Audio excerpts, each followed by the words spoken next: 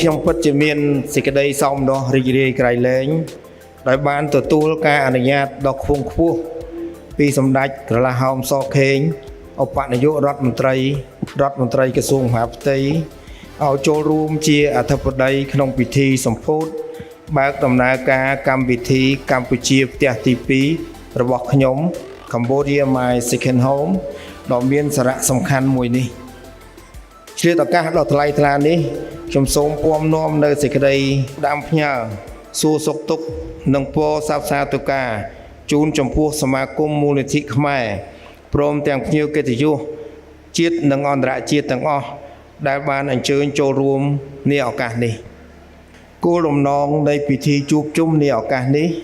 ដោយដែលឯកឧត្តមនៅសុខភាពប្រធានសមាគមមូលនិធិគ្រួសារខ្មែរបានថ្លែងជូនឯកឧត្តមលោកជំទាវលោកអុកញ៉ាអស់លោកស្រីអំបញ្ញមិញនេះហើយគឺជាការប្រកាសសម្ពោធជាផ្លូវការនៅកម្មវិធីកម្ពុជាផ្ទះទី2របស់ខ្ញុំដែលកម្មវិធីមួយនេះជាកម្មវិធីថ្មីសម្រាប់ប្រជាណាចក្រកម្ពុជាយើង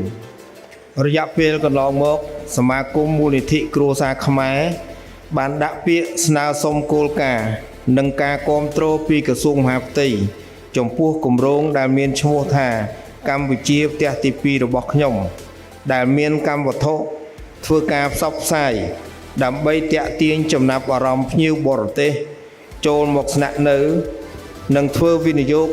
ធ្វើធុរកិច្ចសម្រាប់រយៈពេលវែងនៅក្នុងប្រជាណាចក្រកម្ពុជាដោយមើលឃើញអំពីកលានុវត្តភាពនិងសក្តានុពលភាពក្រសួងមហាផ្ទៃបានទទួលស្វាគមន៍និងលើកទឹកចិត្តដល់សមាគមក្នុងការអនុវត្តគម្រោងនេះឲ្យលេចចេញជារូបរាងនិងផ្លែផ្កាដោយសារក្រសួងមហាផ្ទៃយល់ថាកម្មវិធីផ្ទះទី2របស់ខ្ញុំអាចនឹងមានផលប្រយោជន៍ជាវិជ្ជមានសម្រាប់រួមចំណែកដល់ការអភិវឌ្ឍសេដ្ឋកិច្ចសង្គមរបស់កម្ពុជាដោយដែលឯកឧត្តមប្រធានសមាគមបានលើកឡើង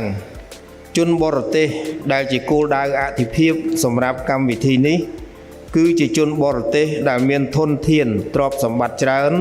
ជាអ្នកវិនិយោគិនសហគ្រិនអ្នកវិទ្យាសាស្ត្រស្រាវជ្រាវឬបញ្ញវន្តដែលមានសមត្ថភាពចំណេះដឹងខ្ពស់ដែលអាចជាចលករសំខាន់ក្នុងការជំរុញនិងអភិវឌ្ឍប្រទេសជាតិក្នុងសម័យសកលភាវូបនីយកម្ម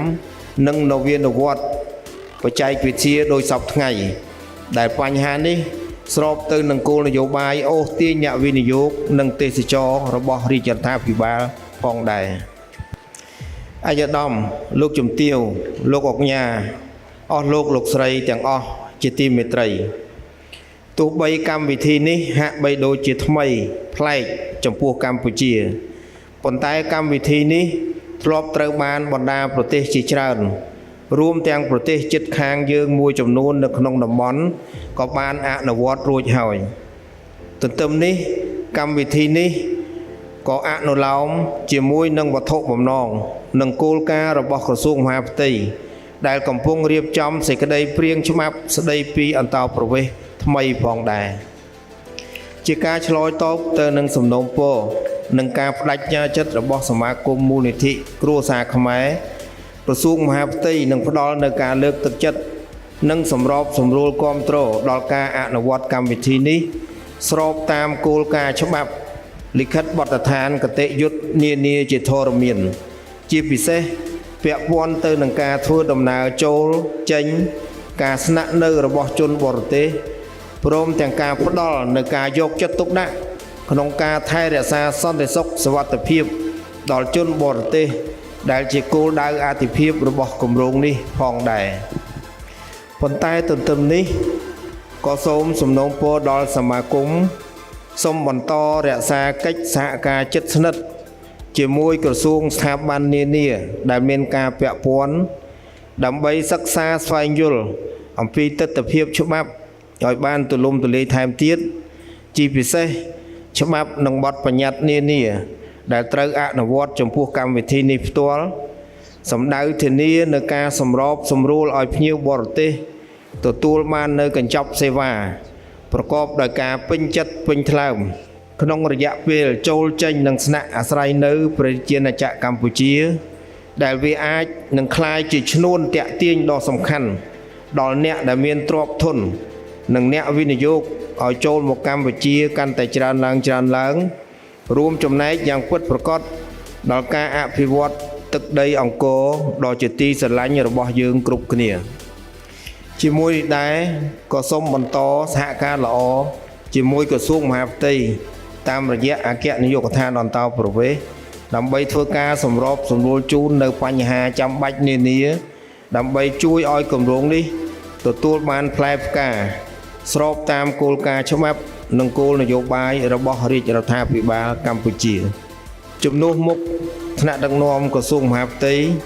ខ្ញុំមានសេចក្តីសង្ឃឹមយ៉ាងមុតមមថាគម្រោងកម្មវិធីកម្ពុជាផ្ទះទី2របស់ខ្ញុំ